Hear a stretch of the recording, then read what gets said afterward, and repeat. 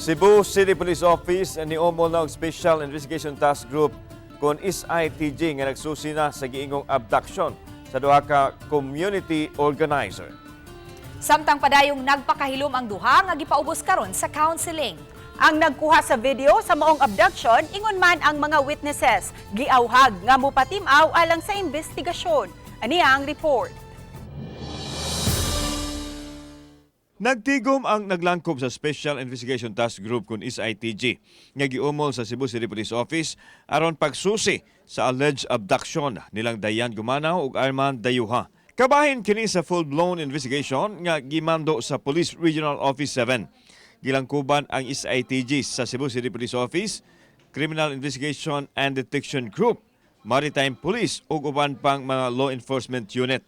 Gipaniguro sa mga naglangkob sa SITG ang pag-ila sa giingong abductors aron mapasakahan og kaso busa gikinahanglan nila ang kooperasyon nilang Gumanaw ug Dayuha. Nag-umol tawag SITG tungod kay atong gi-involve no ang daghan kayong departamento sa PNP to aid us in investigating this particular incident. Nagkuhaan og video ang giingong pinugos nga pagpasakay sa duruha sa van nga matud pa sa amahan ni Dayan nga nagpaila nga pulis ang nihimo sa ingon.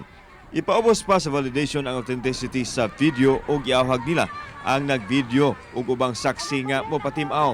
Labaw sa tanan, gikinahanglan nila ang pamahayag nilang Dayan ug Arman sa gihimong investigasyon aron matumbok ang mga perpetrators ug mapasakaan og kaso. Kung may mga CCTV dito, ipang-gather namo dito o sa naa dito ng mga surrounding na may makakita na CCTV, i-request po ito nato para mabulo nato kung in and out dito sa pier, kung atong orasa. Kung ganahan sila kasulbaran sa ila, kari nga mao nga nahitabo sa ila, kailangan sila mo muduol na mo. That is a logical thing to do. We need their sworn statements aron natuag yung makihaan kung kinsa man gyud ning mga individual nga ilang gialigar nga mo ga-kidnap nila. Di man ta pwede lang nga manguha sa hangin sa mga ebidensya. Samtang ibutyag ni Dennis Abarientos, Secretary General sa Karapatan Central Visayas, nga dili pa anda mo atubang sa ubang tao silang Dayan Gumanaw ug Arman Dayuha tungod sa trauma nga ilang nasinati. Sa pagkakaron, gipaubos sila sa counseling. Posible mo patimaw silang Dayan ug Arman sa mosunod nga mga adlaw aron isaysay ang ilang nasinati. We are still hoping and actually urging them to set aside kining ng mga biases and focus their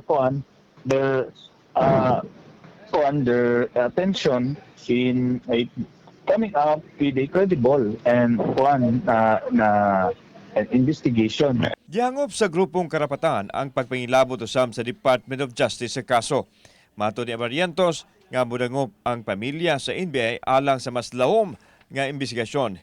Hinuon gitataw niini nga wa pa sila hingpit mawadi og pagsalig sa institusyon sa PNP ug nanawagan sa patas nga investigasyon. Makahimog alternative investigation ng NBI. This will be so much better. And hopefully nga paspas pod di ma-resolve pod ang investigation. Samtang nagpahigayon usab og motu proprio investigation ang Commission on Human Rights sa giingong abduction nga nitabo. Let us not wait for the complainants to come to the office, considering that this is serious concern. By abduction in broad daylight. Imagine in public place, lot of people. Ang Cebu Port Authority sa ilahang official statement ni pasalig nga makikalayon sa investigasyon. Nimando na ang CPA sa pagsusi sa kuha sa mga CCTV aron masuta ang tinuod nga nahitabo sa pantalan. Kauban si Clover Lumayag, ako si Alan Domingo. Balitag, Bisdak.